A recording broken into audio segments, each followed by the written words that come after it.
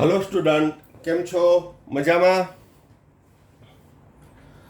હવે દ્રાવણોની અંદર છે એટલે આપણે અભિસરણ દબાણ તેમજ સમઅભિસારી દ્રાવણ અને છેલ્લો પોઈન્ટ અગત્યનો અસામાન્ય અણુભાર અને વોન ઓફ અવયવ આઈની ચર્ચા સવિસ્તાર કરી. હવે અભિસરણ દબાણ અને વોન ઓફ અવયવ આઈ આધારિત દાખલા તેમજ કેટલાક મિશ્ર દાખલા કે જેની અંદર આઈનો ઉપયોગી આવતો હોય, સાથે સાથે ઉત્કલન બિંદુ ઉન્નયન હોય, ઠાર બિંદુ અવનયન હોય, એ પ્રકારના દાખલાઓ છે એ આપણે આજે સોલ્વ કરશું. તો ચાલો શરૂ કરીએ આપણે અભિસરણ વોન ઓફ અવયવ આધારિત દાખલાઓ. તો એના આધારિત દાખલાઓમાં સૌપ્રથમ સૂત્રો ઝડપથી રિવાઇઝ કરી જઈએ. અભિસરણ દબાણ પાઈ બરાબર CRT ઇન્ટુ આઈ. હવે બધામાં આપણે આઈ ગુણશું. પાઈ બરાબર WRT by MV into I. I બરાબર સામાન્ય અણુભાર છેદમાં અસામાન્ય અણુભાર અને વિયોજન અંશ આલ્ફા બરાબર I-1 છેદમાં N-1 અને સુયોજન અંશ 1 - I ઇન્ટુ N ના છેદમાં N-1, જ્યાં N વિયોજન અંશ હોય તો વિયોજન પામતા આયનોની સંખ્યા, સુયોજન અંશ હોય તો સુયોજન પામતા અણુઓની સંખ્યા. જે ઓલરેડી આપણે ભણી ગયા છીએ, પણ થોડુંક વાર્મ અપ થઈ જાય. ઉદાહરણ 2.11 શું રકમમાં આપ્યું છે? તો કે પ્રોટીનનું 200 સેન્ટીમીટર ક્યુબ જલીય દ્રાવણ 1.26 ગ્રામ પ્રોટીન ધરાવે છે.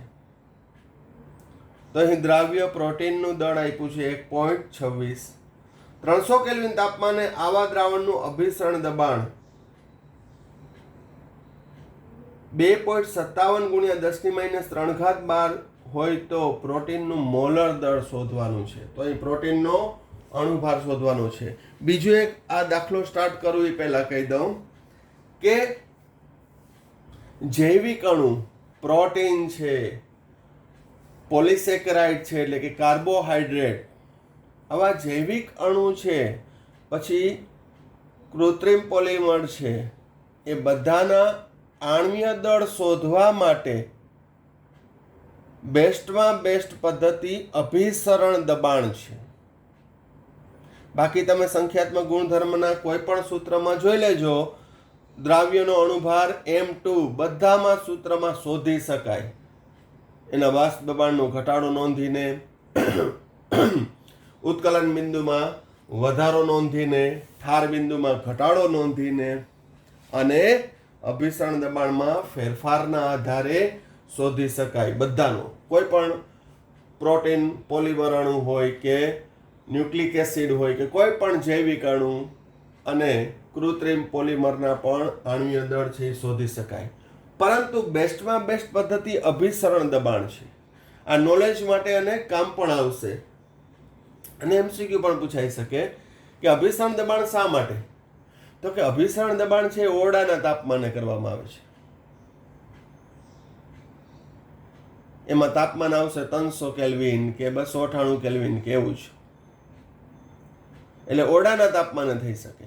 પ્લસ એનો જે અભિસરણ દબાણ છે એ બારમાં આવે કે વાતાવરણમાં આવે, એને મોટા મૂલ્યમાં પણ, જેમ કે મિલીમીટર પારાની ઊંચાઈમાં પણ ફેરવી શકાય, પાસ્કલમાં પણ ફેરવી શકાય, જેથી એનો ફેરફાર જે છે એ ગણતરી કરવો સહેલો પડે. હવે ઉત્કલન બિંદુની વાત કરું તો ઉત્કલન બિંદુમાં હું એને ઉકાળું એ દ્રાવણને, તો પ્રોટીનને ઊંચા તાપમાન ઉકાળો તો એનું વિઘટન થઈ જાય અને એમિનો એસિડમાં વિભાજન પામી જાય, અથવા મોટી પોલિમર શૃંખલાઓ હોય એ તૂટી જાય. તો સંખ્યાત્મક ગુણધર્મ પ્રોપર એમાં લાગુ પડતા નથી.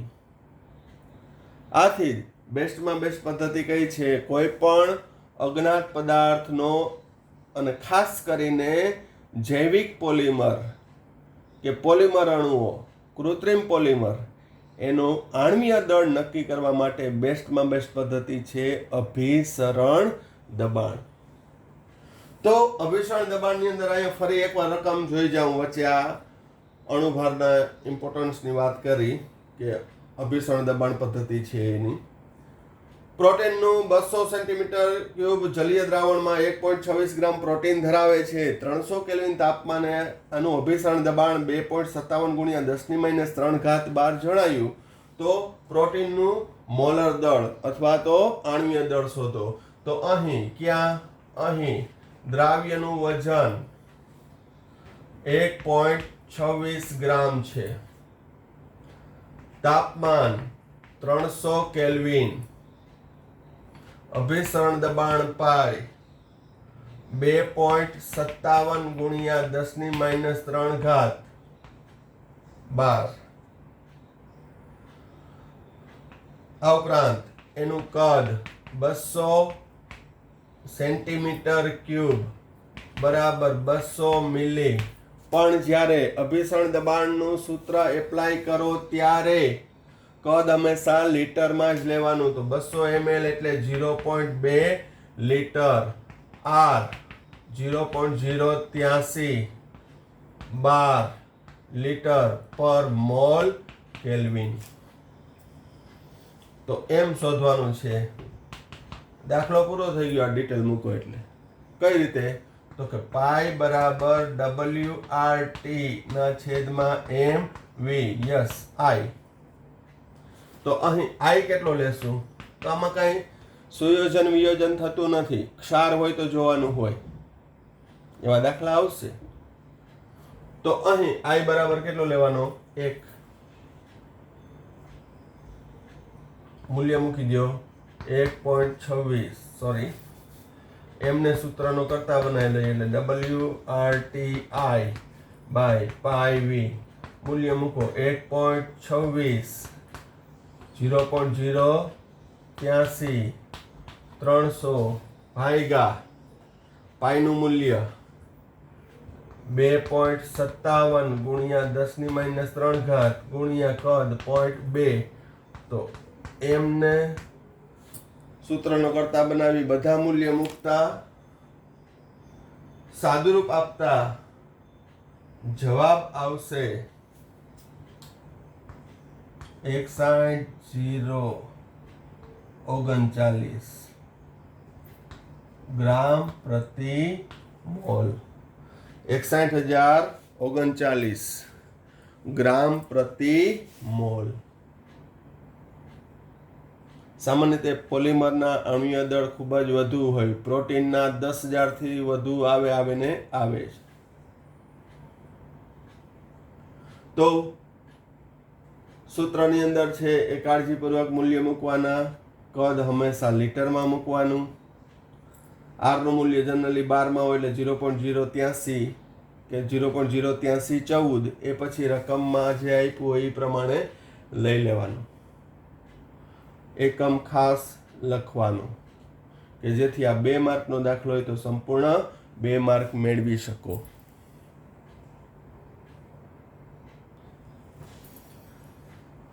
લખાણ સંબંધિત 2.11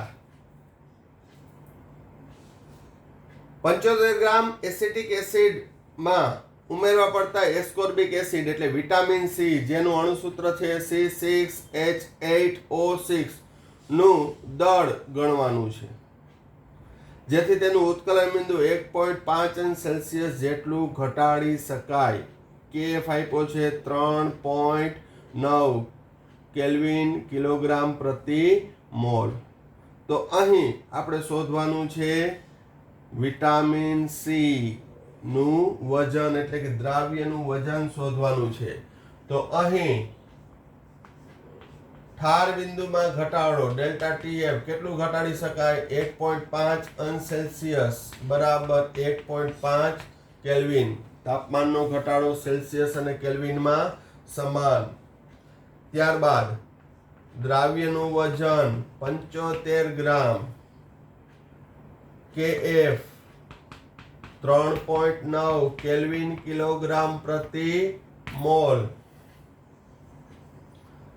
M2 એટલે એસ્કોર્બિક એસિડ C6H8O6 એનો અણુભાર ગણતા 176 ગ્રામ પ્રતિ મોલ. તો W2 શોધવાનું છે. અહીં I બરાબર 1 થશે. એસ્કોર્બિક એસિડ કાર્બનિક સંયોજન છે એટલે એનું સુયોજન વિયોજન અહીંયા થતું નથી. તો સૂત્ર કયું આવશે?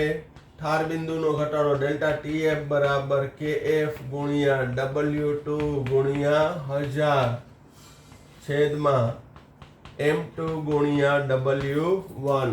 આવડે જ છે પણ છતાં આપણે ગણી નાખીએ. W2 બરાબર ડેલ્ટા TF ગુણ્યા M2 ગુણ્યા W KF ગુણ્યા 1000. મૂલ્ય મૂકી દો.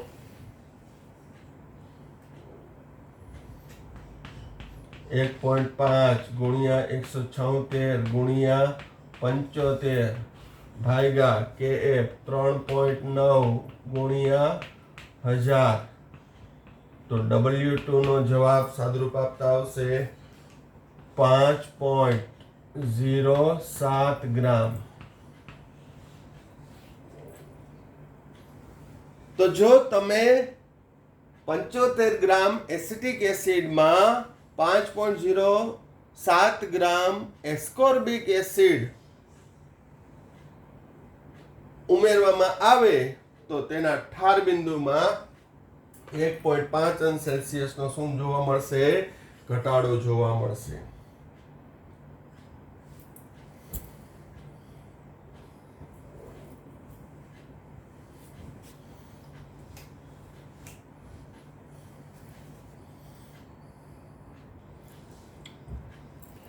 હવે લખાણ સંબંધિત 2.12 37 અંશ સેલ્સિયસ તાપમાને 450 ml પાણીમાં 1,85,000 મોલર દર ધરાવતા એક પોલિમરના 1 ગ્રામને ઉમેરી દ્રાવણ બનાવેલું છે તો અભિસરણ દબાણ કેટલું? હવે અભિસરણ દબાણ શોધવાનું છે પાઈ. તો અહીં રકમ ઉપરથી શું આપ્યું છે? અહીં દ્રાવ્યનું વજન 1 ગ્રામ, દ્રાવ્યનો અણુભાર 1,85,000 ગ્રામ પ્રતિ મોલ, તાપમાન 37 અંશ સેલ્સિયસ આપ્યું, એનું નિરપેક્ષ તાપમાન 310 કેલ્વિન, R 0.083 12 લીટર પ્રતિ મોલ કેલ્વિન. બાલી પ્રતિ મોલ કેલ્વિયો એટલે જવાબ આવશે 12 માં. કદ કેટલું છે? 450 ml. આ 12 લીટરમાં લીધું હોય એટલે 0.45 લીટર. તો અભિસરણ દબાણ પાઈ શોધવાનું છે. અહીં પણ I ની જરૂર પડશે નહીં. પોલિમર છે, I બરાબર 1 થશે. પાઈ બરાબર WRT ના છેદમાં MV. મૂલ્ય મૂકી દો. 1 ગુણ્યા 0.083 ગુણ્યા 310 1,85,000 ગુણ્યા 0.45. સાદરૂપ આપશો એટલે જવાબ આવશે 0.0000309 0.00031.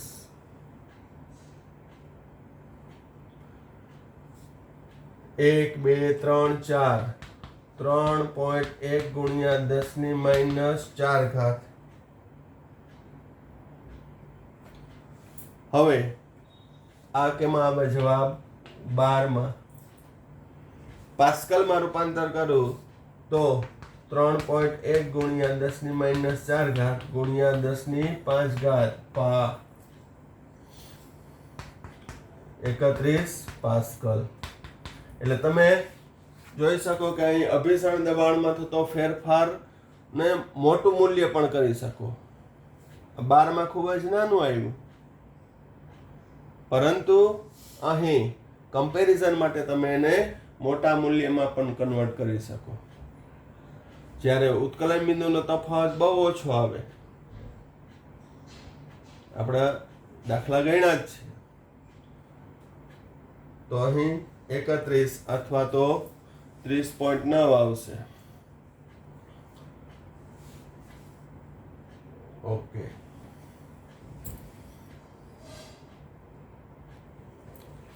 હવે લખાણ સંબંધિત 2.9 298 કેલ્વિન તાપમાને શુદ્ધ પાણીનું બાષ્પ દબાણ 23.8 મીમી પારાની ઊંચાઈ છે. 50 ગ્રામ યુરિયા ને 850 ગ્રામ પાણીમાં ઓગાળેલ છે, તો પાણીનું બાષ્પ દબાણ અને તેનો સાપેક્ષ ઘટાડો ગણો. બાષ્પ દબાણ અને તેનો સાપેક્ષ ઘટાડો ગણવાનો છે. તો યુરિયા ઓગાળ્યા પછી પાણીનું બાષ્પ દબાણ કેટલું થશે? તો અહીં યુરિયા છે એ અબાષ્પશીલ વિદ્યુત અવિભાજ્ય છે, તો આ પણ સૂત્ર આવશે P1 નોટ માઇનસ P1 ના છેદમાં P1 નોટ બરાબર W2 ગુણ્યા M1 છેદમાં M2 ગુણ્યા W1. દાખલા ગણી ગયા છે એટલે હું ડાયરેક્ટ સ્ટેપ લખીશ, પણ તમારે 2 કે 3 માર્કમાં પૂછાય તો દરેક વસ્તુ દર્શાવવી પડે. અહીં આપણે ડાયરેક્ટ સૂત્રમાં મૂલ્ય મૂકીએ છીએ, કારણ કે દાખલાઓ આવા ગણી ગયા છીએ. તો અહીં દરેકના મૂલ્ય મૂકો. 23.8 ઓછા P1 જે શોધવાનું છે 23.8, દ્રાવ્યનું વજન 50 ગુણ્યા દ્રાવકનો અણુભાર 18, M2 દ્રાવ્યનો અણુભાર 60 ગુણ્યા W1 દ્રાવકનું વજન છે 850. સાદરૂપ આપશો તો P1 ને સૂત્રનો કરતા બનાવશો તો આવશે 23.6 મિલીમીટર પારાની ઊંચાઈ. શુદ્ધ દ્રાવક કરતા બનતા દ્રાવણના બાષ્પ દબાણમાં શું થશે? ઘટાડો થશે. તો આ થયો રાઉલ્ટના નિયમ આધારિત, પણ લખાણ સંબંધિતમાં એ બાકી હતો.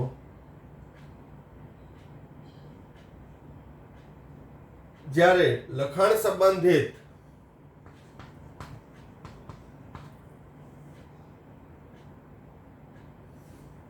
બે એમાં દ્રાવ્યનું વજન શોધવાનું છે કે કેટલો સુક્રોઝ ઉમેરતા તેનો ઉત્કલન બિંદુ છે એમાં ઘટાડો થશે. તો એ પ્રકારનો દાખલો છે. સ્વપ્રયત્ન કરજો. હવે લખાણ સંબંધિત 2.10 તમને સ્વપ્રયત્ન કીધો છે, પણ થોડીક એની અંદર હિન્ટ આપી દઉં કે 750 મીમી પારાના ઊંચાઈના દબાણે પાણીનું ઉત્કલન બિંદુ 99.63 અંશ સેલ્સિયસ છે.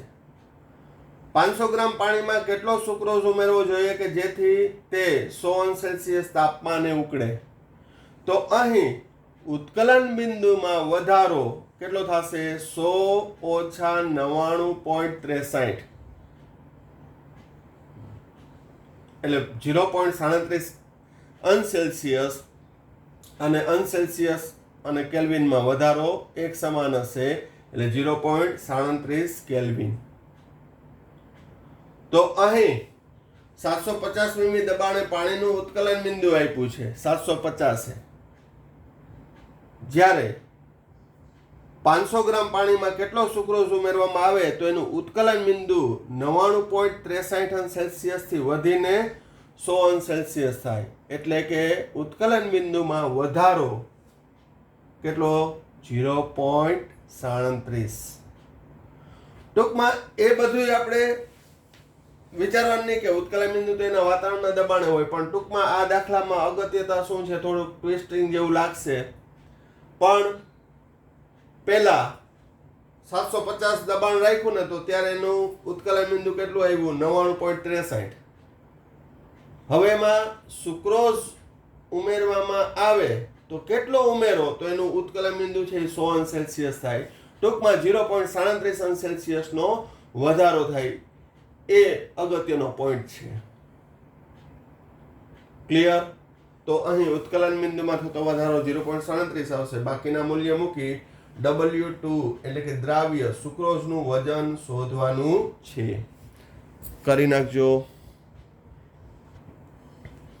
હવે ઉદાહરણ 2.12 મોસ્ટ આઈએમપી છે, 3 થી 4 માર્કમાં પૂછાઈ શકે છે. રકમ બરાબર જોઈએ. 25 ગ્રામ બેન્ઝીનમાં ઓગાળેલ 2 ગ્રામ બેન્ઝોઇક એસિડ ના ઠાર બિંદુ અવનયન બરાબર 1.62 કેલ્વિન દર્શાવે છે. એટલે ઠાર બિંદુમાં થતો ઘટાડો 1.62 આપ્યો છે. બેન્ઝીન માટે મોલર અવનયન અચળાંક આપ્યો છે 4.9. જો એસિડ દ્રાવણમાં અંડરલાઈન કરજો દ્વિઅણુ બનાવતો હોય, અગત્યનો પોઈન્ટ, તો સુયોજન થાય એટલે અહીં દ્વિઅણુ બને છે. એટલે n બરાબર સુયોજન પામતા અણુઓની સંખ્યા 2 આવશે. તો કેટલા ટકા સુયોજન થયું હશે? રકમ બરાબર વાંચી લેજો. હવે મારે સુયોજન અંશ શોધવું હોય તો એના માટેનું મેં સૂત્ર કીધું હતું, ક્યુ x બરાબર 1 - i ઇન્ટુ n ના છેદમાં n - 1.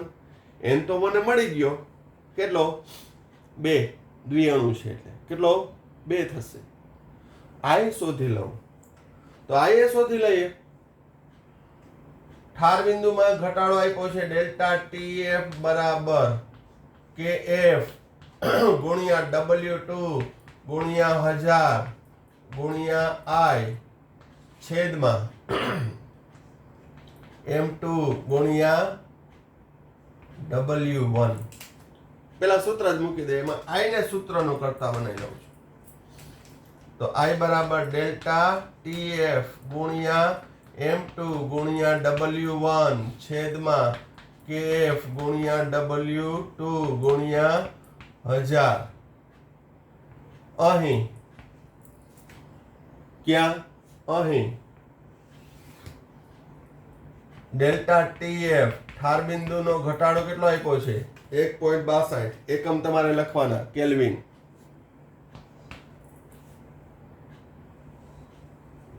હવે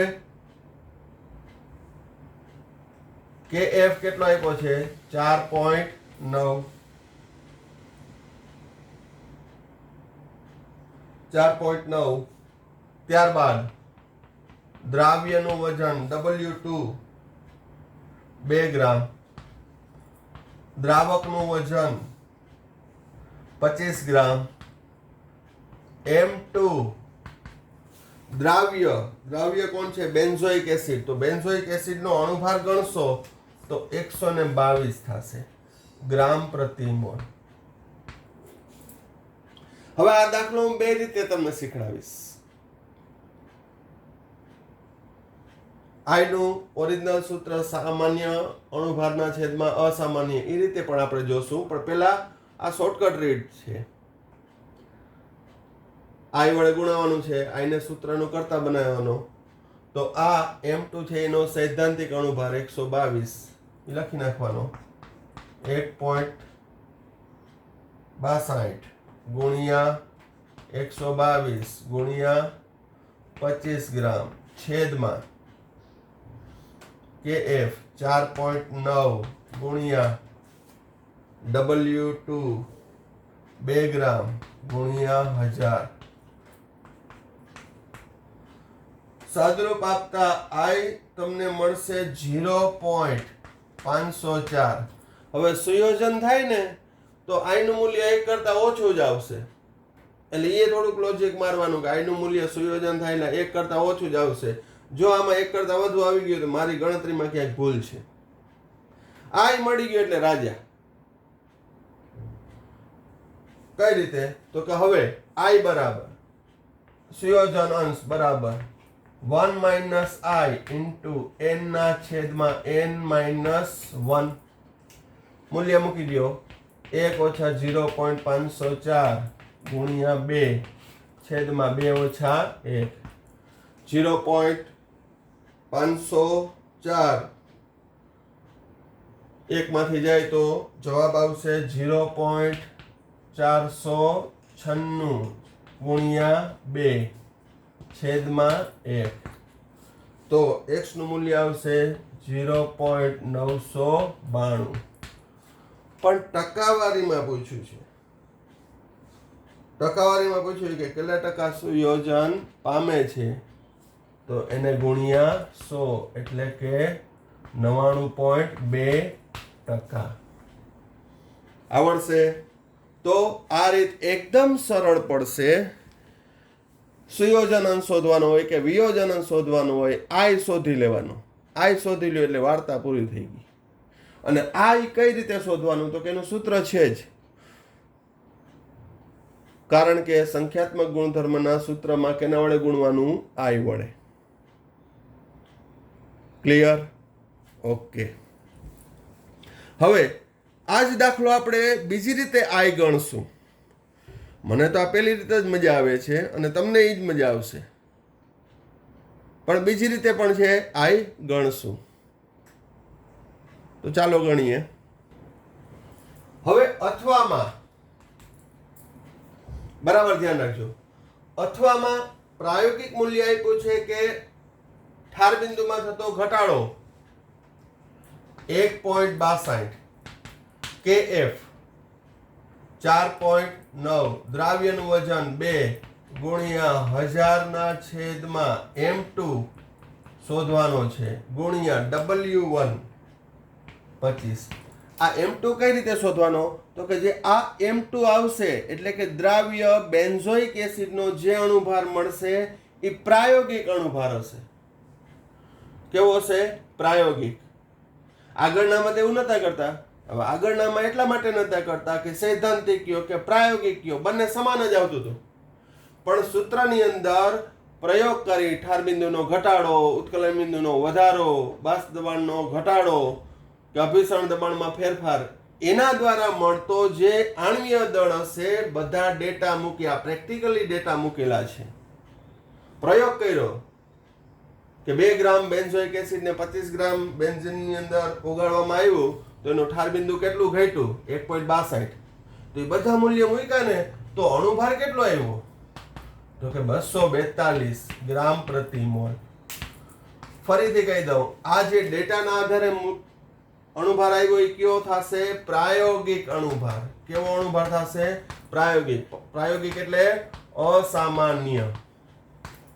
જ્યારે સામાન્ય એટલે બેન્ઝોઇક એસિડ C6H5COOH નો અણુભાર તમે ગણશો ને એનો ગણશો તો 122 આવે. આ સૈદ્ધાંતિક થયો. સૈદ્ધાંતિક અથવા સામાન્ય. સમજાય છે? પ્રાયોગિક ડેટાના આધારે જે મેળવેલો અણુભાર છે એ કેવો છે? પ્રાયોગિક અણુભાર, અસામાન્ય અણુભાર. સુયોજન થાય ત્યારે અણુભાર સૈદ્ધાંતિક અણુભાર કરતા લગભગ બમણો આવ્યો. થિયરી યાદ કરો, સરખાવો. મેળવવામાં આવતો પ્રાયોગિક અણુભાર સૈદ્ધાંતિક કરતા બમણો હશે. ઓલમોસ્ટ બમણો જ છે. 122 244 આ 242 થયું. તો હવે સૈદ્ધાંતિક 122. સૈદ્ધાંતિક કઈ રીતે ગણ્યો તો કે સૂત્રના આધારે. હવે I બરાબર સૂત્ર નથી લખતો. શું? I નું મૂલ્ય કેટલું? I તો કે સામાન્ય અણુભાર 122 છેદમાં અસામાન્ય અણુભાર 242. કેટલો આવશે 0.504. તો ડાયરેક્ટ આપણે સૂત્રનો કરતા i બનાવ્યો તોય કેટલું આવતું હતું 504.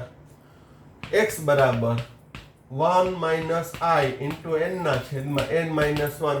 n એટલે અહીંયા સુયોજન પામતા અણુની સંખ્યા, દ્વિઅણુ, શબ્દ દ્વિઅણુ જ લખ્યો હોય, ત્રિઅણુ વાળું નથી આવ્યું, પણ આવે તો 3 લખી નાખવાનું. તો જનરલી કેટલા આવશે? 2 જ આવશે.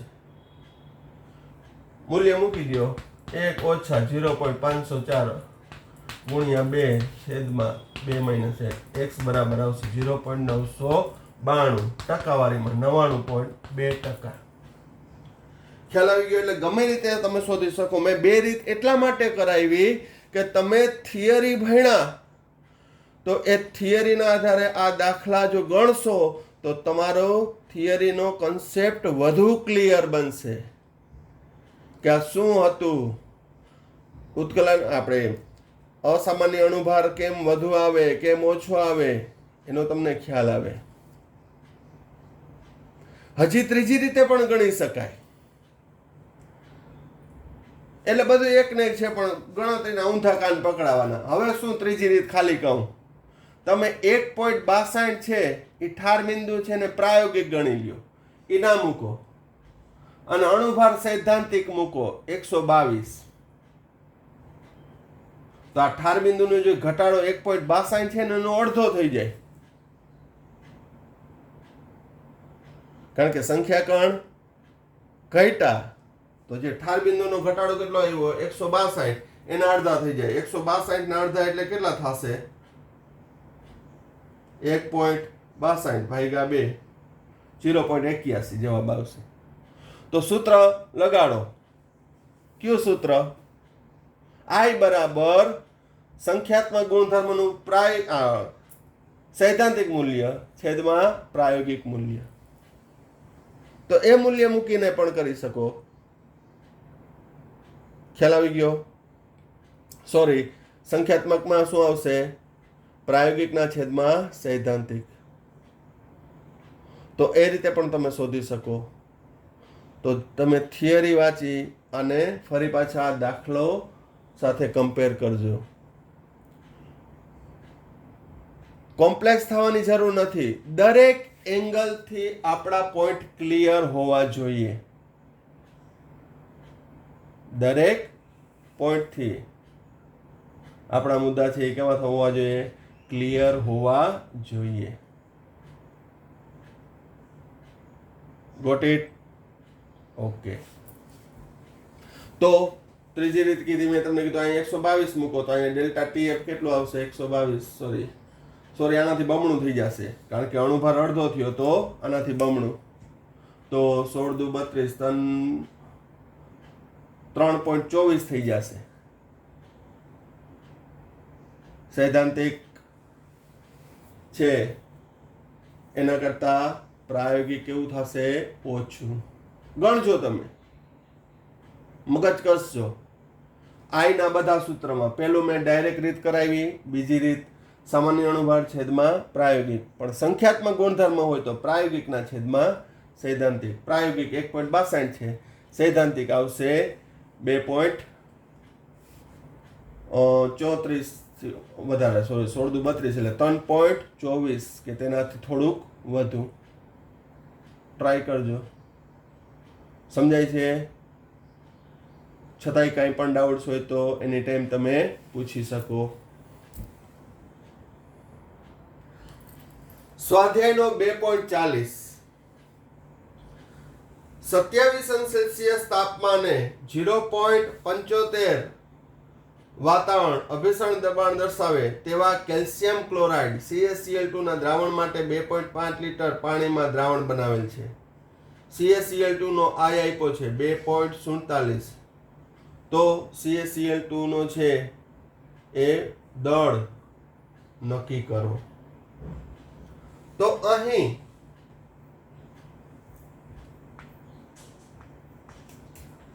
અભિસરણ દબાણ કેટલું આપ્યું છે? 0.75 વાતાવરણ, તાપમાન 27 °C વત્તા 273 એટલે 300 કેલ્વિન.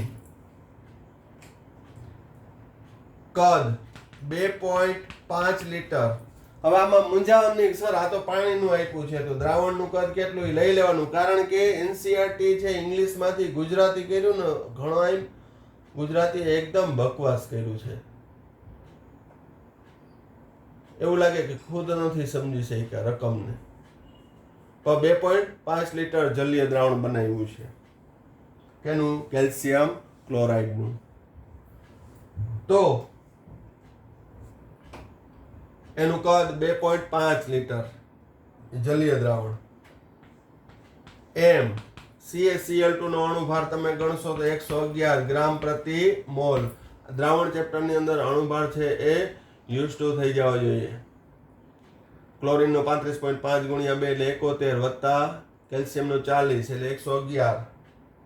ત્યારબાદ R નું મૂલ્ય અહીં વાતાવરણમાં છે તો 0.082 વાલી પ્રતિ મોકે.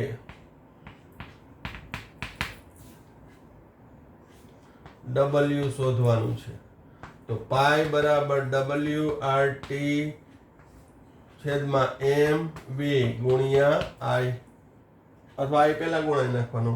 I કેટલો આપ્યો છે? 2.47.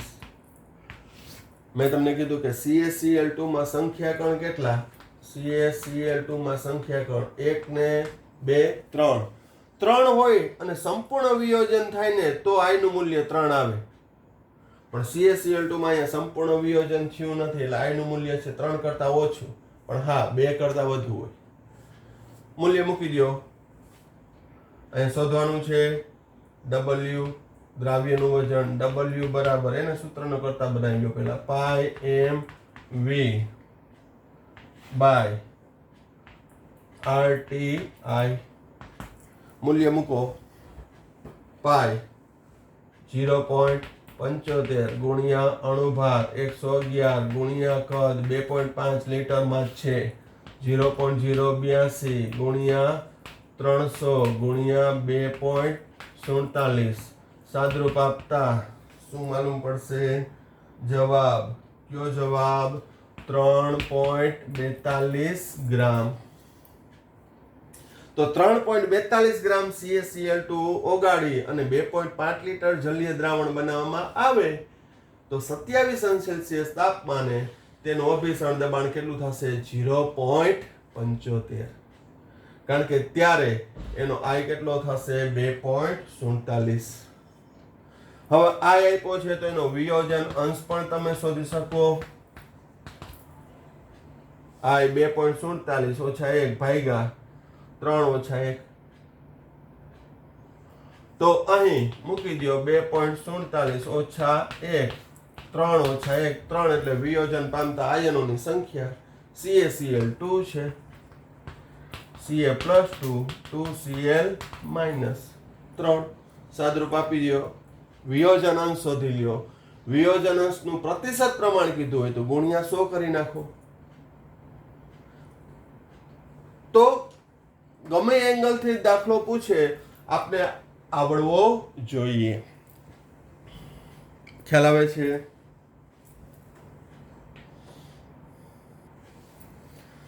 ચાલો હવે સ્વાધ્યાયનો 2.41.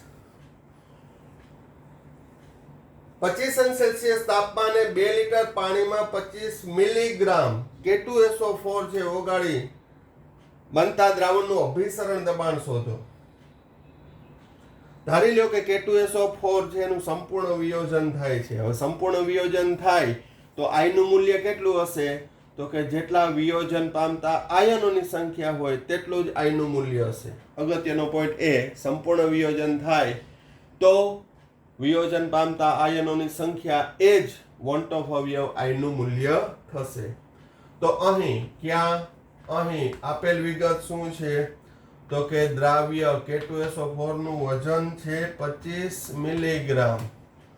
પણ મિલીગ્રામનું ગ્રામમાં રૂપાંતર કરવાનું, ખાસ કાળજી. 1 મિલીગ્રામ એટલે 10⁻³ ગ્રામ. એમ K2SO4 નો અણુભાર ગણતરી કરશો એટલે 174 ગ્રામ પ્રતિ મોલ. તાપમાન 25 અંશ સેલ્સિયસ વત્તા 298 કેલ્વિન. પાઈ શોધવાનું છે. આર નું મૂલ્ય તમે કેમાં લેશો? તો કે આર નું મૂલ્ય તમે 12 માં લ્યો. 0.083 12 લીટર પ્રતિ મોલ કેલ્વિન, તો 12 માં આવશે. વાતાવરણ લીટરમાં લ્યો તો વાતાવરણમાં આવશે. અહીં I બરાબર 3. કેમ? તો એક્સપ્લેનેશન આપી દઉં. K2SO4 આયનીકરણ થાય K પ્લસ 2 મોલ અને SO4 માઇનસ 2. છૂટા પડતા આયનોની સંખ્યા 2 ને 3. થોડી મસ્તી, થોડીક મજાક. SO4 નું પાછા છૂટા પાડ દેતા નહીં. રહેમ રાખજો કે એક સલ્ફર ને 4 ઓક્સિજન. બરાબર? ખાલી મસ્તી કરું છું, તમને તો આવડે જ છે, કારણ કે you are my student, talented student. Okay, તો વાંધો નહીં. એટલે છૂટા પડતા આયનોની સંખ્યા 2 ને 1 3, એટલે I 3 થયો. કેમ 3? તો કે કઈ જ દીધું છે કે સંપૂર્ણ વિયોજન થાય. મૂલ્ય મૂકી દો, દાખલો થઈ ગયો પૂરો. પાઈ બરાબર WRT ગુણ્યા I છેદમાં MV. 25 ગુણ્યા 10⁻³ ગુણ્યા 0.083 ગુણ્યા T 298 ગુણ્યા 3 ભાંગા 174 ગુણ્યા કદ છે કેટલું આપ્યું છે? 2 લીટર. કદ 2 લીટર. તો અભિસરણ દબાણ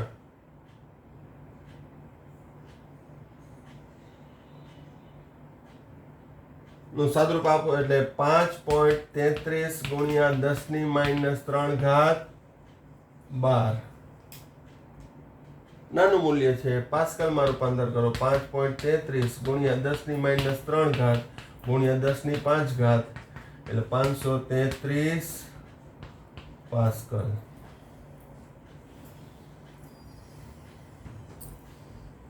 તો અભિસરણ દબાણ કેટલું થશે? 533 પાસ્કલ, અથવા 5.33 ગુણ્યા 10⁻³ ઘાત 12.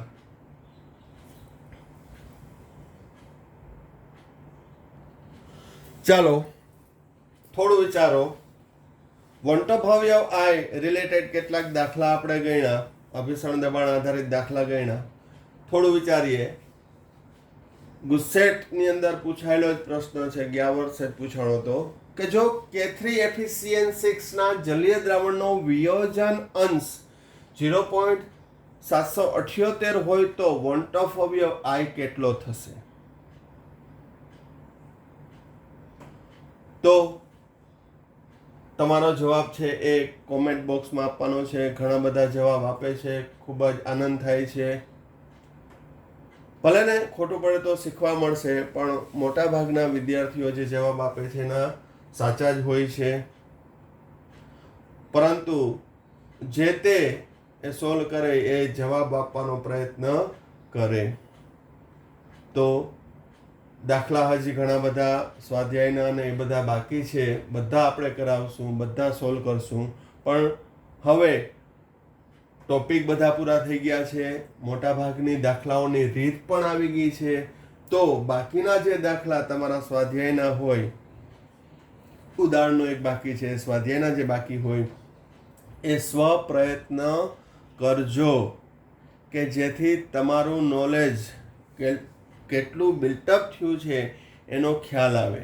હું તો બધા દાખલા કરાવીશ જ, બધા કરાવું છું અને કરાવીશ, પરંતુ સ્વપ્રયત્ન પણ તમે કરો જેથી તમને ખ્યાલ આવે.